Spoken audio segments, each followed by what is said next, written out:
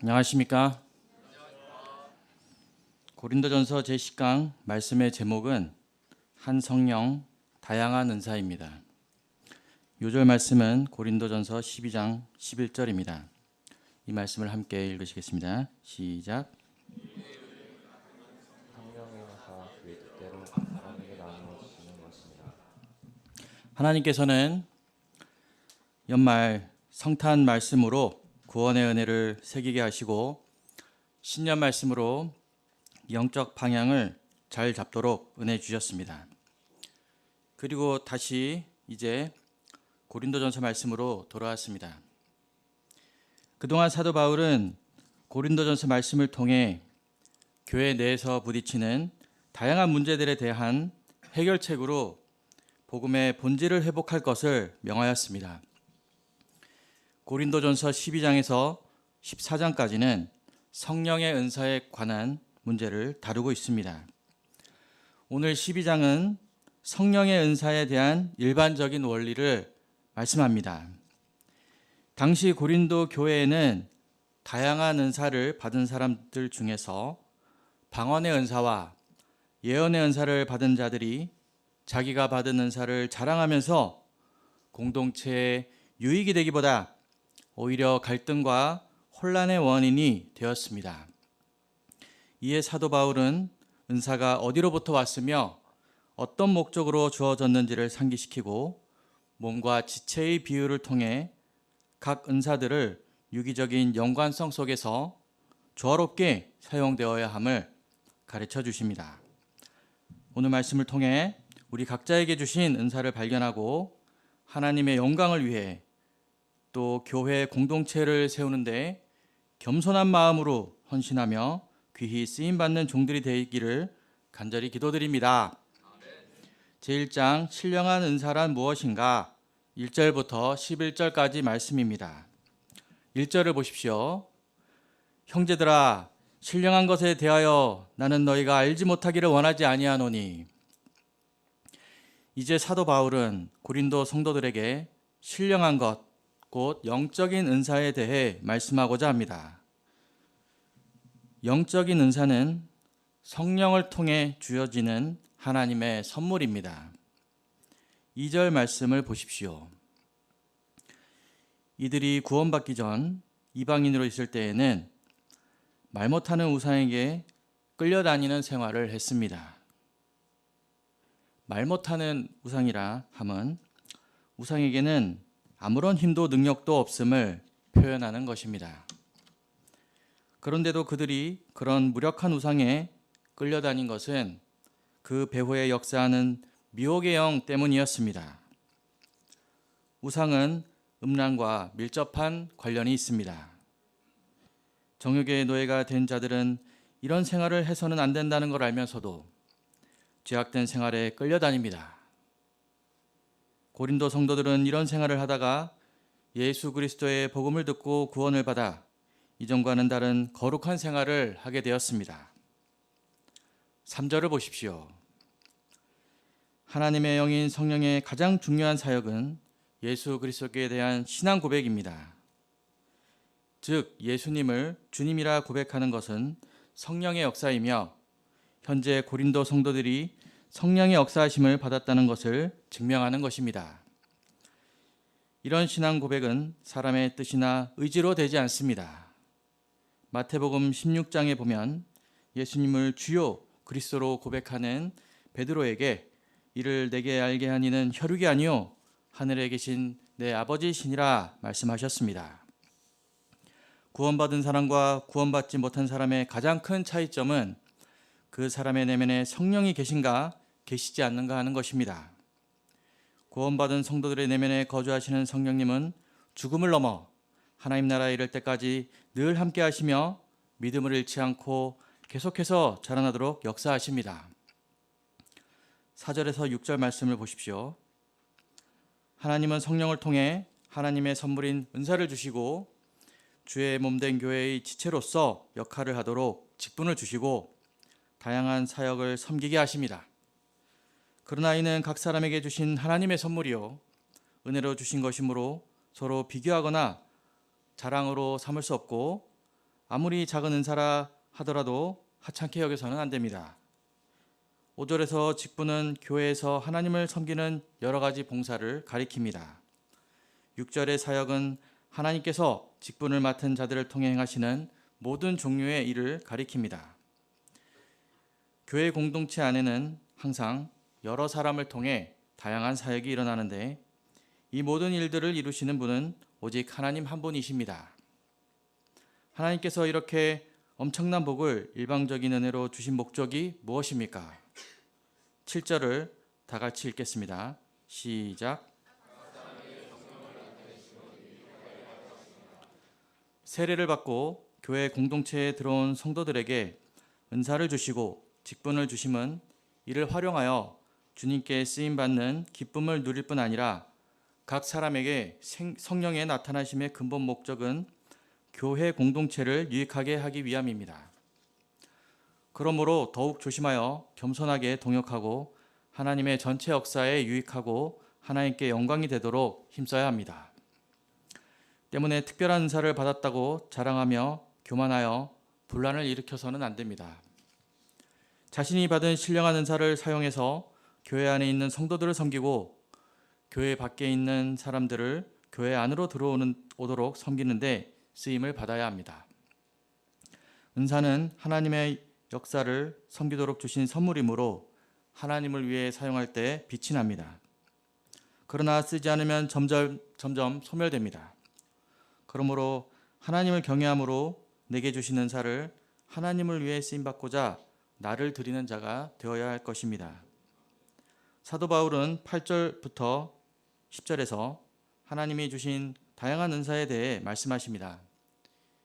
8절부터 10절 말씀을 다 함께 읽으시겠습니다. 시작. 그는 성령을 말미암아 지혜의 말씀을, 어떤 사람에게는 같은 성령을 따라 지식의 말씀을, 다른 사람에게는 같은 성령을 믿음을, 어떤 사람에게는 성령으로 병 고치는 의사를, 어떤 사람에게는 능력 행함을, 어떤 사람에게는 예언함을, 어떤 사람에게는 영을 표현함을, 어떤 사람에게는 각종 방언 말함을, 어떤 사람에게는 방언들 통역함을 주시나니.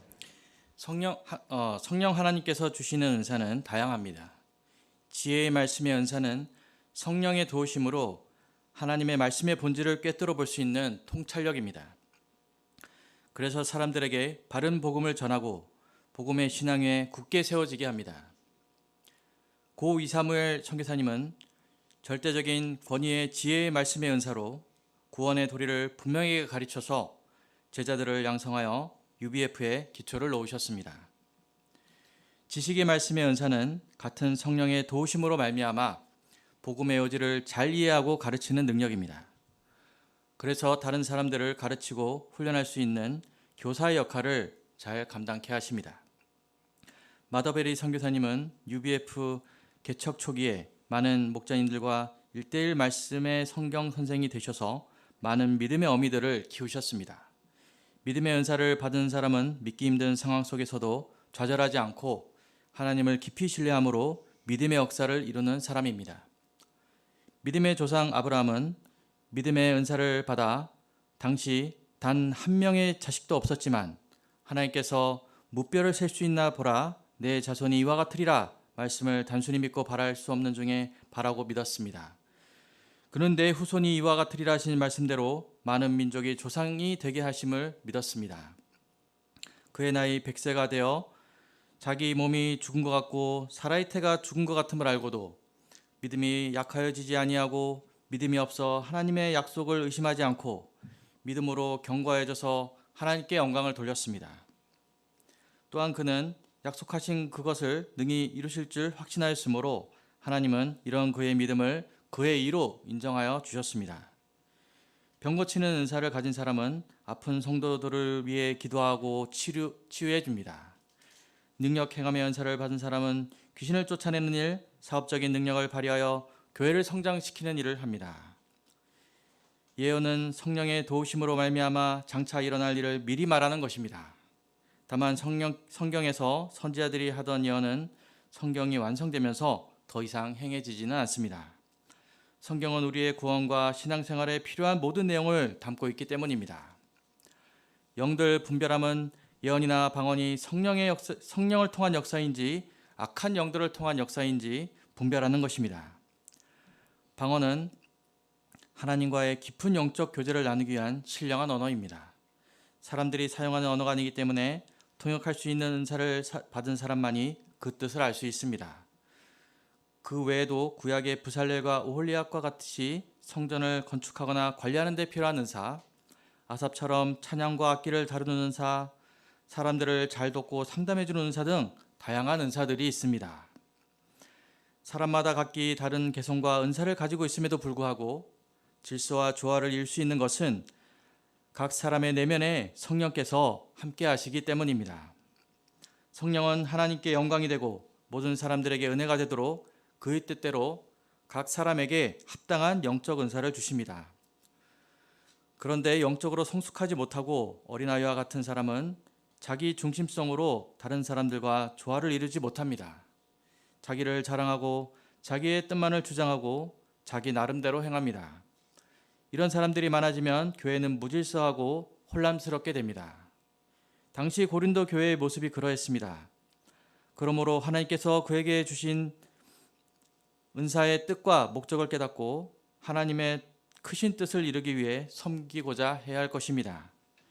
D.L. 무디 목사님은 미국과 영국, 유럽 여러 나라에서 집회를 열며 전도 운동을 펼쳤던 역사적인 하나님의 종이었습니다. 무디는 지혜의 말씀의 은사를 받아 믿음과 은혜를 강조하며 회개와 결단을 도전하는 설교로 유명하였습니다. 1870년대 무디가 대규모 전도 집회를 할 때 말씀을 선포하기 전 먼저 찬양 사역자인 아이라 생키는 찬양으로 집회에 참석한 많은 사람들의 마음이 하나님께 열리도록 동역하였습니다. 부흥사 무디와 찬양 사역자 생키가 서로의 은사로 하나님을 유익하게 하고 교회 공동체를 유익하게 함으로 많은 영혼이 하나님께로 돌아와 구원받는 역사를 이루게 되었습니다. 우리 가운데도 하나님이 각기 주신 은사로 하나님의 아름다운 역사를 이루게 하심을 감사 찬송드립니다. 이제 더욱 내게 주신 은사를 부릴 듯하게 하여 하나님의 뜻이 이루어지며 하나님께 또 우리 모두에게 유익이 되게 하시기를 기도합니다. 다른 사람의 은사를 격려하며 존중하여 협력하며 생명의 열매를 풍성히 맺도록 도우시기를 간절히 기도드립니다. 제2장 지체의 비유 12절에서 31절까지 말씀입니다. 사도 바울은 몸과 지체의 비유를 통해 어떻게 각 사람이 한 목적을 가지고 통일성을 이루며 섬겨야 하는지를 실감나게 가르쳐 주십니다. 12절과 13절 말씀을 보십시오. 하나님께서는 인간의 몸을 신비롭게 창조하셨습니다. 우리 몸은 신경계, 면역계, 호르몬계, 근골격계, 순환계, 비뇨기, 생식기계 등 여러 부분으로 구성되어 각기 다른 역할을 하지만 유기적으로 연결되어 상호 의존적입니다. 또한 몸은 하나이지만 머리, 팔, 다리, 손, 눈, 코, 귀 등 여러 가지 다양한 지체들이 각기 역할을 하면서 통일성을 이룹니다. 이와 같이 교회 안에서도 유대인이나 헬라인이나 종이나 자유자나 각기 다른 인종과 신분들이 있지만 한 성령으로 세례를 받아 한 몸이 되었습니다. 한 성령을 받았기 때문에 그 성령의 역사하심을 따라 각기 다른 역할을 하면서도 한 마음 한 뜻을 이루어 그리스도의 한 몸을 이루어야 합니다. 14절에서 15절 말씀을 보십시오. 이 말씀을 함께 읽으시겠습니다. 시작. 뿐만 아니여 여럿이니 만일 바이르되 나는 손이 아니니 몸에 붙지 아니할까 할지라도 이것으로 몸에 붙지 아니한 것이 아니니. 손과 발은 우리 몸에서 가장 활동적이며 일을 많이 하는 지체입니다. 손이 하는 일은 매우 다양합니다. 손으로 자기 몸을 가꾸고 식사도 하고 소감도 쓰고 스마트폰도 사용합니다. 때문에 사람들은 손을 소중히 여깁니다. 손에 반지를 끼고 자주 씻고 핸드크림도 발라줍니다. 반면 발은 온몸을 지탱하며 몸을 이동시켜줍니다. 걷기도 하고 달리기도 하고 몸에 좋다고 하면 맨발로 황토길을 걷기도 합니다. 이렇게 몸에 필요한 일이라면 굳은 일도 가리지 않고 성실하게 수행하지만 손에 비하면 주목받지 못할 때가 많습니다. 손은 하루에 10번도 더 씻지만 발은 하루에 겨우 1번, 아니면 아예 씻어주지도 않아 냄새가 나거나 무좀도 생깁니다. 손으로 글을 쓰지만 잘 쓰지 못하면 너는 글을 발로 쓰냐? 며 발이 손을 대신하여 모욕을 받습니다.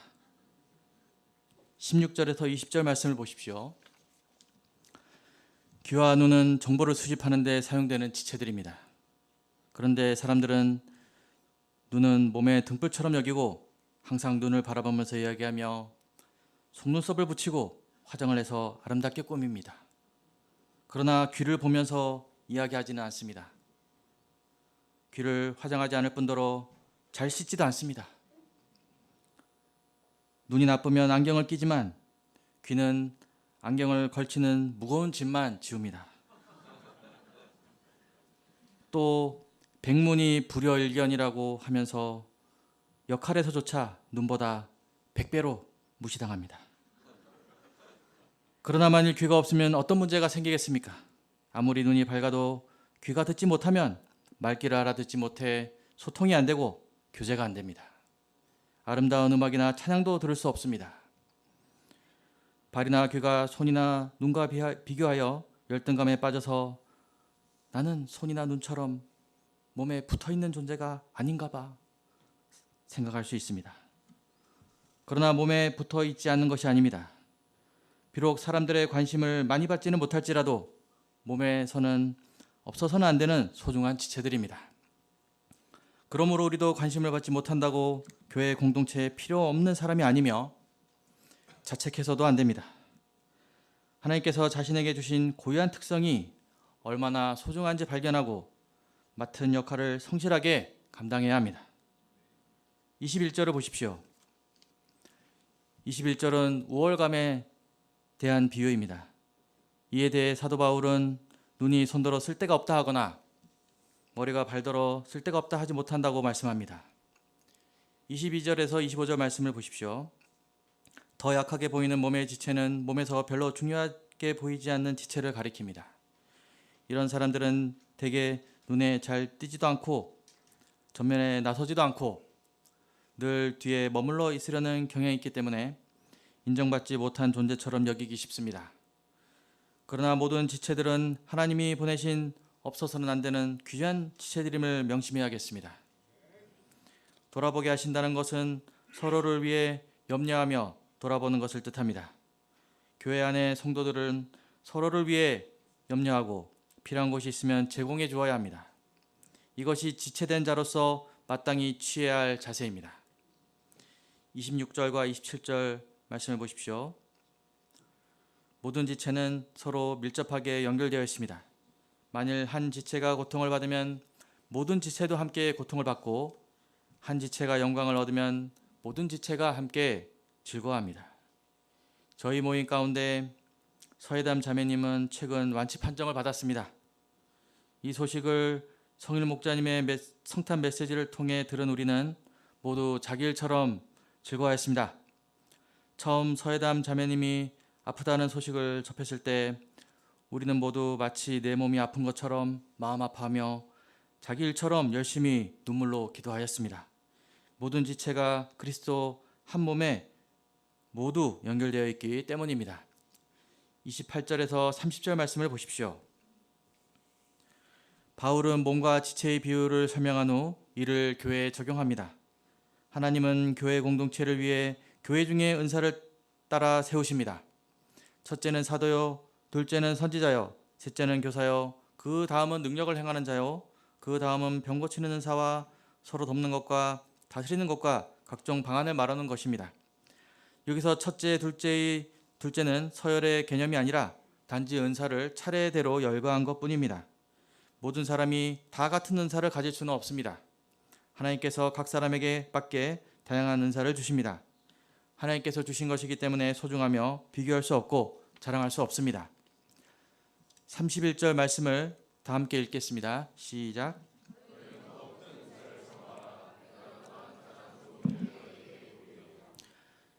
사도 바울은 더욱 큰 은사를 사모하라고 합니다.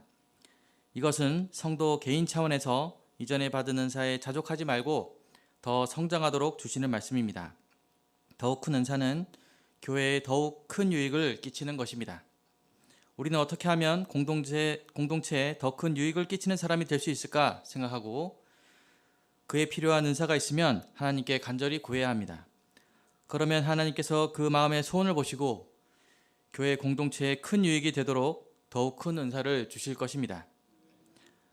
말씀을 통해 제가 하나님께서 주신 은사를 발견하고 소중히 여겨 발전시키기보다 주님께서 사랑하라고 옆에 두신 동역자들을 살피지 않고 비교하며 열등감에 빠지며 시기 질투할 때가 있었음을 발견하게 됩니다. 죄인이 은사를 통해 자신을 드러내어 인정받고 자존감을 챙기려는 자기 중심적인 마음을 애통히 회개합니다. 죄인이 주님께서 주신 성경 선생의 은사를 적극 개발하고 더욱 큰 은사를 사모하여 공동체의 유익을 더욱 끼치고 주님께 영광 돌리는 종이 되기를 간절히 기도드립니다. 결론적으로 하나님께서는 각 사람에게 그 뜻대로 은사를 선물로 주셨습니다. 내가 받은 은사가 무엇인지, 내가 그 은사를 가지고 어떤 큰 유익을 끼치고 있는지 생각하고 그 은사를 잘 다듬고 개발해서 하나님께 영광이 되고 공동체 유익을 위해 귀하게 쓰임 받도록 간절히 기도해야겠습니다. 또한 나는 나 혼자로서 존재하는 것이 아니라 교회 공동체의 지체로서 존재한다는 것을 명심하고 지체들과 동역하며 서로를 돌아보는 성숙한 신앙인이 되기를 간절히 기도드립니다. 제가 기도하고 마치겠습니다. 감사하신 하나님 아버지, 우리가 한 성령을 받은 공동체로서 서로 비교하며 열등감이나 우월감에 빠지지 말고 서로 귀히 여기며 주님께 받은 은사를 하나님의 영광을 위해 또 공동체의 유익을 위해 사용하기를 기도합니다. 예수님 이름으로 기도드렸습니다.